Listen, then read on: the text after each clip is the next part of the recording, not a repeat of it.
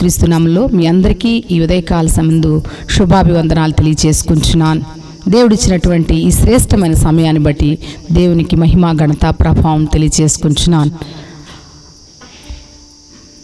వాక్యాన్ని చదువుకుందాం. కీర్తన గ్రంథం 18వ అధ్యాయం 19వ వచనం. విశాలమైన స్థలమునకు ఆయన నన్ను తోడుకొని వచ్చెను, నేను ఆయనకు ఇష్టడను గనుక ఆయన నన్ను తప్పించెను. దేవుడు విశాల స్థలములోనికి తోడుకొని వచ్చెను, ఆయనకు ఇష్టడను గనుక ఆయన నన్ను తప్పించెనని దావీదు మహారాజు చెప్తున్నాడండి. అంటే ఈ విశాలమైనటువంటి స్థలం ఎక్కడుందండి? విశాలత అనేటువంటిది ఎక్కడుందంటే విశాల స్థలము దేవుడే మన విశాల స్థలం అండి. దేవుణ్ణి ఎవరైతే గురిగలిగి జీవిస్తారో వారి జీవితంలో వారిని ఎక్కడ తీసుకెళ్తాడంటే దేవుడు విశాలమైన స్థలానికి తీసుకెళ్తానంటున్నాడు. ఈ దావీదు గారికి చిన్నప్పటి నుంచి కూడా దావీదు అవమానాలతో, నిందలతో, దూషణలతో, వీటన్నిటితో సహించలేనటువంటి పరిస్థితుల్లో దావీదు జీవించాడండి. దావీదు జీవితము ఎంతో ఎవ్వరు గుర్తించలేనటువంటి పరిస్థితుల్లో ఉన్నాడు, ఎవరికి పనికిరానటువంటి పరిస్థితుల్లో ఉన్నాడు. ఏ ఒక్కరు కూడా దావీదుని మెచ్చుకునే రీతిలో దావీదు లేడండి. అనేకమైనటువంటి శ్రమలను అనుభవించినటువంటి దావీదు జీవితంలో ఏమంటున్నాడంటే విశాలమైన స్థలమునకు ఆయన నన్ను తోడుకొని పోయాను. ఎవరైనా దేవుడే దావీదుని తోడుకొని పోతున్నాడని చెప్తున్నాడు. మరి మన ఒక 2వ సమూయేలు గ్రంథం 22వ అధ్యాయము 22వ వచనం మనం చూసుకుందాం. యెహోవా మార్గములను నేను అనుసరించుచున్నాను, భక్తిహీనుడనై నా దేవుని విడచిన వాడను కాను అంటున్నాడు. మరి దేవుని యొక్క మార్గమును ఎవరు అనుసరిస్తున్నారు?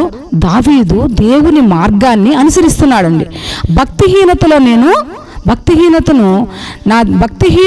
నేను దేవుడిని విడిచినటువంటి వాడిని కాను అంటున్నాడు. అంటే నాలో భక్తి శాతం అనేది ఎక్కడ కూడా తగ్గిపోలేదు. నేను మొదట ఏదైతే భక్తి జీవితాన్ని కలిగి ఉన్నానో ఇప్పటి వరకు కూడా నేను ప్రారంభం నుంచి ఎలా జీవించానో అలాగే నా దేవుల్లో నేను బ్రతుకుతున్నాను అని దావీదు చెప్తున్నాడండి. మరొక వచనం మనం చూసుకున్నట్లయితే దావీదు సమూయేలు గ్రంథం 22వ అధ్యాయము 20వ వచనంలో నేను ఆయనకు ఇష్టడను గనుక ఆయన నన్ను తప్పించెను. ఎవరైతే దేవునికి ఇష్టలుగా జీవిస్తారో వారిని దేవుడు ఏం చేస్తాడంట? ఉదయకాల సమయంలో అది ఎటువంటి ప్రమాదకరమైన పరిస్థితి అయినా, ఏ విపత్తు నీ మీదకి రాబోతున్నా, దేని గురించి నువ్వు భయపడుతున్నా, ఏ విషయం గురించి నేను ఈ జీవితం అనే నావను నడిపించలేను అనేటువంటి పరిస్థితుల్లో నువ్వు ఆలోచన చేసినప్పటికీ కూడా, ఎంత భయము నీలో ఉన్నా కూడా దేవుని వాక్యం చెప్తుంది, దావీదు చెప్తున్న మాట ఏంటంటే నేను ఆయనకు ఇష్టడను గనుక ఆయన నన్ను తప్పించెను. ఆయన ఎవరైతే ఎక్కువగా ఇష్టపడతారో వారి జీవితంలో అది ప్రమాదమైన ఎటువంటి పరిస్థితి అయినా దేవుడు తప్పించేటువంటి దేవుడుగా ఉన్నాడని దావీదు చెప్తున్నాడు.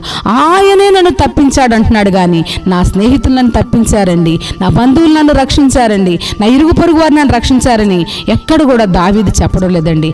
ఆయనే నన్ను తప్పించెను అని చెప్తున్నాడు. మరి ఎవరైతే ఆయనకి ఇష్టలుగా జీవిస్తారో, ఎవరైతే ఆయన మార్గమును అనుసరిస్తారో వారి జీవితంలో ఆయన మార్గంలోనికి మనం వెళ్తేనే కదండి ఆయన మన మార్గాన్ని సరళం చేస్తాడు. మొదటగా దావీదే ఆయన మార్గాన్ని వెంబడించాడు కాబట్టి దావీదు యొక్క మార్గం ఏం చేయబడింది?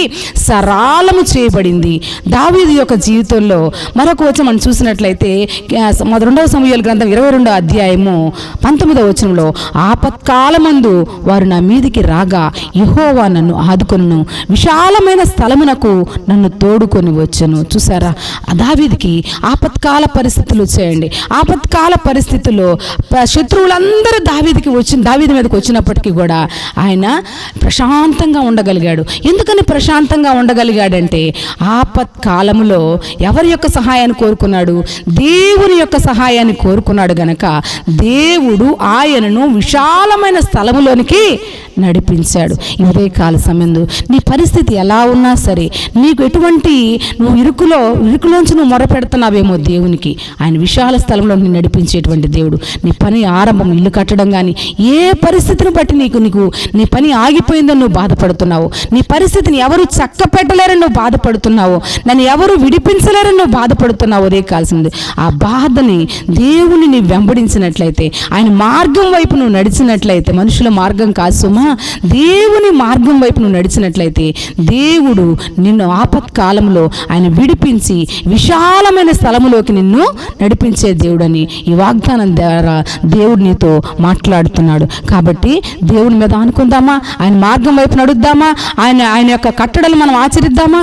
దేవుడు ఈ కొద్ది మాటలు మన దీవించి ఆశీర్వదించును గాక. ఆమేన్. చిన్న ప్రార్థన చేసుకుందాం. స్తోత్రము తండ్రి, పరిశుద్ధ మీకు వందనాలు. జీవము కలిగిన దేవా, మీ స్తోత్రాలు తెలియచేసుకుంటున్నాను. ఈ ఉదయకాల సమీరించినటువంటి శ్రేష్టమైన సమయాన్ని బట్టి మీ స్తోత్రాలు ప్రభువా. తండ్రి, దావీదు జీవితంలో ప్రభువా నీ మార్గమును నా తండ్రి అనుసరించాడు. భక్తిహీనుడనై నేను తిరగలేదన్న తండ్రి ప్రభువా నీ సన్నిధిలో ఒప్పుకోగలుగుతున్నాడు. దేవా మీకు స్తోత్రాలు. ఆయన నీకు ఇష్టడుగా జీవించాడు ప్రభువా. అవును తండ్రి, ఉదయకాలసం నా తండ్రి వాగ్దానాన్ని ఎవరైతే చూస్తున్నారో వారి జీవితంలో ఈ ఉదయకాలసం ఎటువంటి పరిస్థితుల గురించి నా తండ్రి వారు విజ్ఞాపన చేస్తున్నారు, ఈ ప్రార్థనలో ఏకీభవిస్తున్నారు, వారి కుటుంబాన్ని మీరు దర్శించండి, వారి ఆలోచనలు అతన్ని మీరు స్థిరపరచండి. మీ ఆలోచనలతో వారి ఆలోచనలు స్థిరపరచమని వేడుకుంటున్నాను. ప్రతి వ్యతిరేకతను వారి జీవితంలో తీసివేయమని వేడుకుంటున్నాను. దావీదుని నడిపించిన దేవా, విశాల స్థలములోకి నా తండ్రి ఈ వాక్యమైనటువంటి వాగ్దానమైనటువంటి ఈ వాగ్దానాన్ని స్వతంత్రం చేసుకున్నటువంటి ప్రతి ఒక్కరిని దీవించమని ఆశీర్వదించమని, ఆ విశాలమైన స్థలంలో వారిని స్థిరపరచమని, మీ నామానికి మహిమ తెచ్చుకోమని వేడుకుంటున్నాను. అలాగూ మీరు ఆశీర్వదించి దీవించినందుకు మీ స్తోత్రాలు తెలియజేసుకుంటూ యేసయ్య శక్తిగలంతమైన నామంలో ప్రార్థిస్తున్నాను తండ్రి. ఆమేన్.